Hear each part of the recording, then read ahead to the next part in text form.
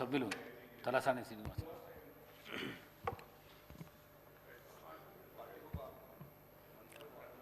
అధ్యక్ష,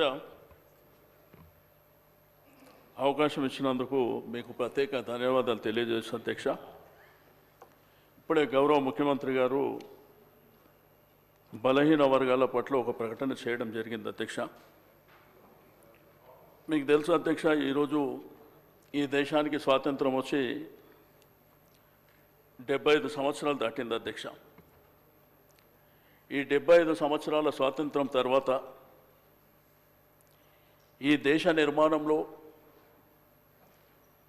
ఈ రాష్ట్ర నిర్మాణంలో ప్రధాన భూమిక పోషించింది బడుగు బలహీన వర్గాలు, వెనుకబడిన తరగతులు, అణగారినటువంటి ప్రజలే అధ్యక్ష.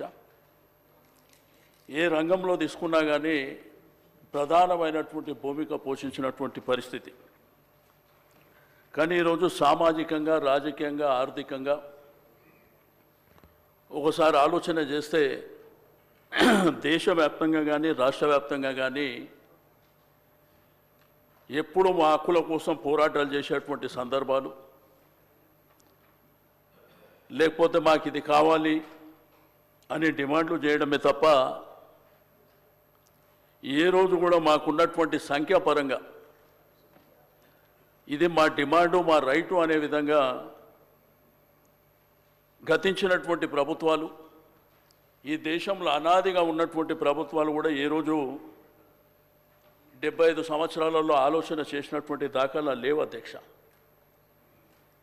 మరి ఈరోజు ప్రవేశపెట్టినటువంటి ఈ యొక్క కులగణన విషయంలో ప్రధానంగా 2011 సెన్సస్ ప్రకారం అప్పుడు ఉన్నటువంటి పాపులేషన్ 3,50,03,674గా చూపిస్తుంది అధ్యక్ష. అయితే ఈరోజు ఉన్నటువంటి ఈ యొక్క ప్రకటనలో మరి సుమారు 1,15,71.457 కుటుంబాలని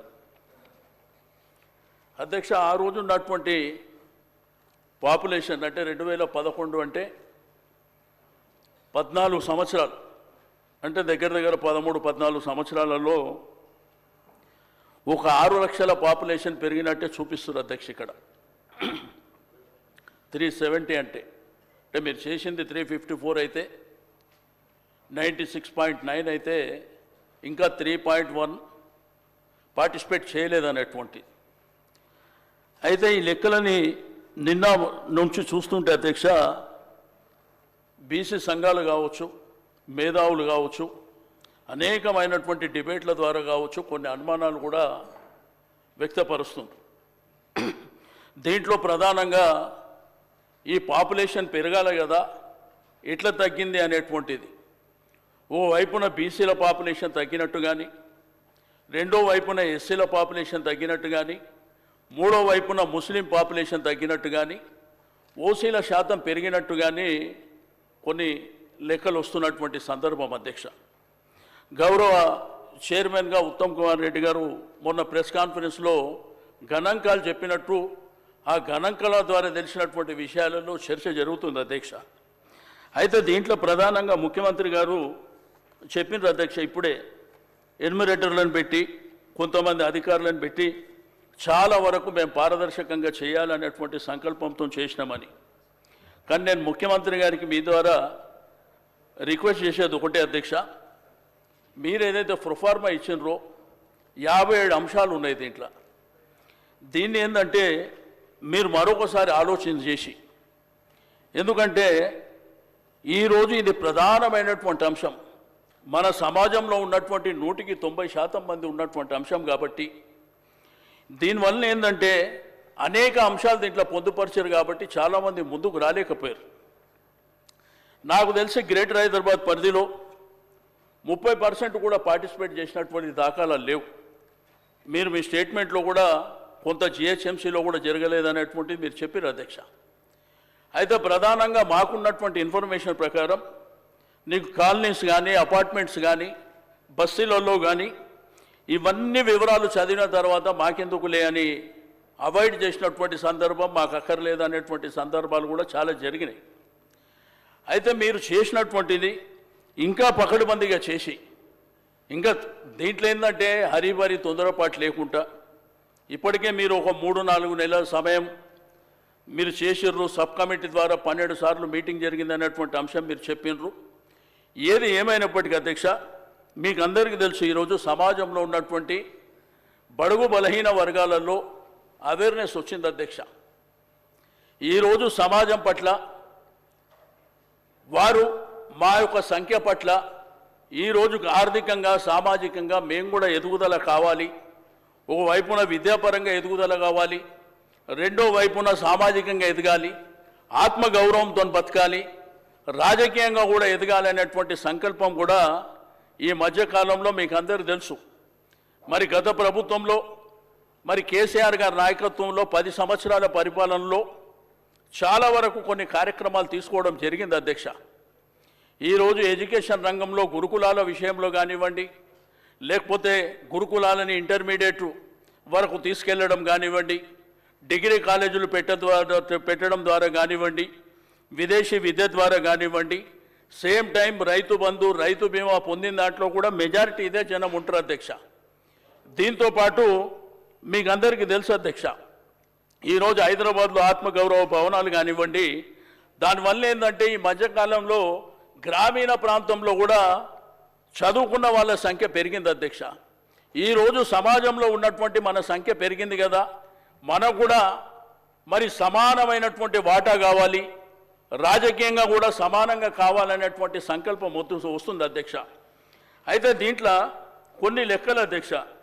ఇప్పుడు 2023 అసెంబ్లీ జరిగినప్పుడు assembly election commission of India ఆధ్వర్యంలో వాళ్ళు 3,32,318 మంది ఓటర్లు ఉన్నారనేది వాళ్ళు లెక్క చెప్పారు అధ్యక్ష. 2023లో 3,32,32,18 మంది అని. అయితే మీరు ఇచ్చినటువంటి దాంట్లో 3,70,000, 3,70,00,000. అంటే దీంట్లో మన గవర్నమెంట్ అఫీషియల్ లెక్కల ప్రకారం 6వ తరగతి నుంచి 17వ వయసు అంటే 17 సంవత్సరాల వయసు లోపల ఉన్న వాళ్ళు 62,30,504. అదేవిధంగా ఏదైతే ప్రైమరీ స్కూల్లో ఉన్నటువంటి 0.6 వయసు ఉన్నటువంటి పిల్లలు 38,99,000 ఉన్నట్టు.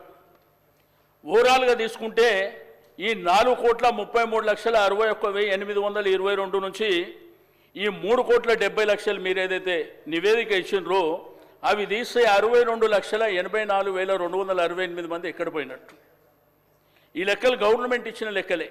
ఈ స్కూల్ చదువుతున్నటువంటి కాలేజ్ చదువుతున్నటువంటి పిల్లల లెక్కలు అఫీషియల్గా గవర్నమెంట్ ఇచ్చినటువంటి. కాబట్టి నేను దయచేసి మీ ద్వారా గౌరవ ముఖ్యమంత్రి గారికి ప్రభుత్వానికి మీకేందంటే ఈరోజు మనము ఇది కేంద్ర ప్రభుత్వానికి ఇక్కడ తీర్మానం చేసి పంపించాలనేటువంటి ఆలోచన మీరు చేస్తుండొచ్చు. కానీ గతంలో కేసీఆర్ గారి ప్రభుత్వంలో 2014లోనే మనకు రిజర్వేషన్లు కావాలి, మన సామాజిక అంశాలు ఈరోజు వాళ్లకు ఎడ్యుకేషన్ రంగంలో కానివ్వండి, సేమ్ టైం ఉద్యోగ అవకాశాల విషయంలో తీర్మానం చేసి 10 సంవత్సరాల క్రితం పంపించారు. కాబట్టి తీర్మానం చేసి పంపేయడం మూలాన మనకు వచ్చేది ఏమి ఉండదు అధ్యక్ష. ఏదైతే పక్క రాష్ట్రాలలో తమిళనాడు కానీ మహారాష్ట్ర కానీ పక్క రాష్ట్రాలలో చట్టబద్ధత ఏదైతే చేసినరో డెఫినెట్గా చట్టబద్ధత చేస్తే మీరు ఏదైతే కామారెడ్డి డిక్లరేషన్ చేసినరో ఆ డిక్లరేషన్ ప్రకారం 42% రిజర్వేషన్ లోకల్ బాడీస్లో వచ్చేటువంటి అవకాశం ఉంది అధ్యక్ష. కాబట్టి దయచేసి మీరు ఆ దిశగా ఆలోచించాలి. ఎందుకంటే మేము సర్వే చేసినాం, మేము ఇక్కడ తీర్మానం చేసినాం, ఢిల్లీకి పంపించినామంటే అది సరిపోదు అధ్యక్ష. ఈ సమాజం కూడా యాక్సెప్ట్ చేసే పరిస్థితుల్లో లేదు. దయచేసి తప్పకుండా ఆ ఫలాలు వాళ్ళకు అందాలంటే మీరు తప్పకుండా చట్టబద్ధత చేయవలసినటువంటి అవసరం ఉన్నదని నేను ఈ సందర్భంగా తెలియజేస్తూ ఉన్నాను అధ్యక్ష. అదేవిధంగా సర్వే విషయంలో కులగణన అంటే సింపుల్గా మన కులానికి సంబంధించి మన రెసిడెన్షియల్ అడ్రస్ కానివ్వండి, సేమ్ టైం నేను ఉద్యోగం చేస్తున్నావా వ్యాపారం చేస్తున్నావా ఆ అంశాలు సరిపోతాయి. ఇందులో 56 అంశాలు పొందుపరచడం మూలాన కొంత ఇబ్బంది ఉంది. కావాలంటే మీరు పబ్లిక్ డొమైన్లో పెట్టండి, తప్పకుండా ఆ వివరాలు సేకరించవలసినటువంటి అవసరం ఉంది. రేపు భవిష్యత్తులో మీరు 9.69 వరకు చేసి 96.9 మీరు చేసిండ్రు అంటున్న అధ్యక్ష. రేపు ఈ 3.1% కూడా చేయలేదంటే ఇది మనకు రేపు కోర్టులో కానివ్వండి. రెండోది, భవిష్యత్తులో ఏదైతే పార్లమెంటు సీట్ల సంఖ్య పెరిగినప్పుడు, మరి అదేవిధంగా అసెంబ్లీ సీట్ల సంఖ్య పెరిగినప్పుడు కూడా చాలా తేడాలు వచ్చేటువంటి అవకాశం ఉన్నది. రెండోది ఏంటంటే ఇక్కడ 21 లక్షల మంది బీసీలు చనిపోయినారు అనేటువంటి లెక్క ఒకటి కనిపిస్తుంది. మరి అదేవిధంగా ఎస్సీలు 1,79,000 మంది చనిపోయినారని, మరి అదేవిధంగా ముస్లింలు 1,66,000 మంది చనిపోయినారు అనేటువంటి ఒక లెక్క కూడా మరి మీకు సోషల్ మీడియాలో కానీ పేపర్లలో నేను చదివినటువంటిది. దయచేసి అది క్రాస్ చెక్ చేసుకోవాల్సిందిగా నేను ఈ సందర్భంగా తెలియజేస్తా ఉన్నాను. కానీ 2000 సోషల్ మీడియాలో వచ్చేదాన్ని ఎక్కడ కూడా విశ్వసించద్దు దయచేసి. మేము అటువంటిది ఎట్టుకుంటూ అందుకే అంటే మీకు ఒక మాట తర్వాత నేను అందుకే విమర్శ చేస్తలేదు. నేను విమర్శ చేయాలంటే లేదా పర్లేదు. నేను చెప్పేది ఏంటంటే నేను దయచేసి విమర్శ చేయదలుచుకోలేదు. నేను ఫ్యాక్ట్స్ ఏమైనా ఇప్పుడు ఏదో సోషల్ మీడియా పేపర్లో వచ్చినటువంటి అంశాలని వచ్చినాయని చెప్తున్నా.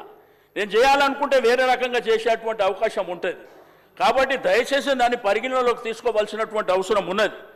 కాబట్టి నేను దయచేసి ప్రభుత్వానికి, ముఖ్యమంత్రి గారికి నేను ఈ సందర్భంగా అడిగేది, తప్పకుండా మీరు ప్రొఫార్మా మార్చి మీరు సింప్లిఫై చేసి తప్పకుండా మరొకసారి సర్వే చేసినట్టయితే మరి తప్పకుండా మనకు వివరాలన్నీ వచ్చేటువంటి అవకాశం ఉన్నది.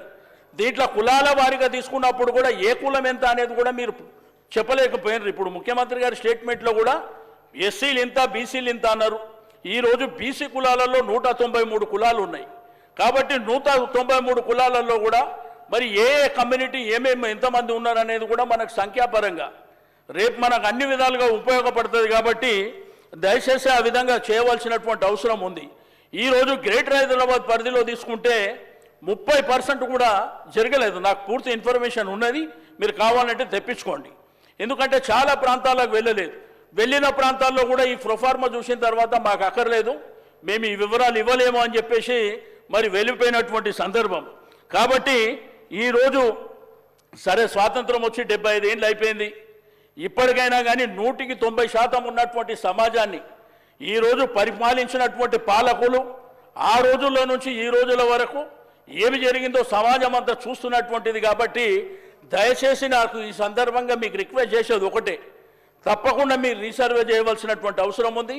రెండోది, ఇది తీర్మానం చేసి ఢిల్లీకి పంపించకుండా ఇక్కడ చట్టబద్ధత చేసి ఎలక్షన్ ఏవైతే లోకల్ బాడీ ఎలక్షన్ జరగబోతున్నాయని అనుకుంటున్నారో తప్పకుండా 42% రిజర్వేషన్ అయిన తర్వాతనే ఎన్నికలు జరపవలసిందిగా ఇచ్చినది కామారెడ్డి డిక్లరేషన్లో మీరు వచ్చినటువంటి హామీ. కాబట్టి మీరు 42%, అంతేగాని మేము కేంద్ర ప్రభుత్వానికి పంపిస్తాం, రాజకీయ పార్టీల పరంగా 42% మేము ఇస్తాము అంటే అది కుదరదు.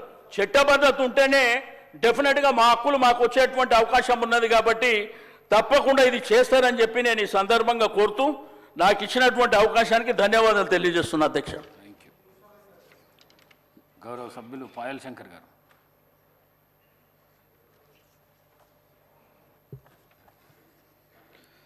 ధన్యవాదాలు అధ్యక్ష.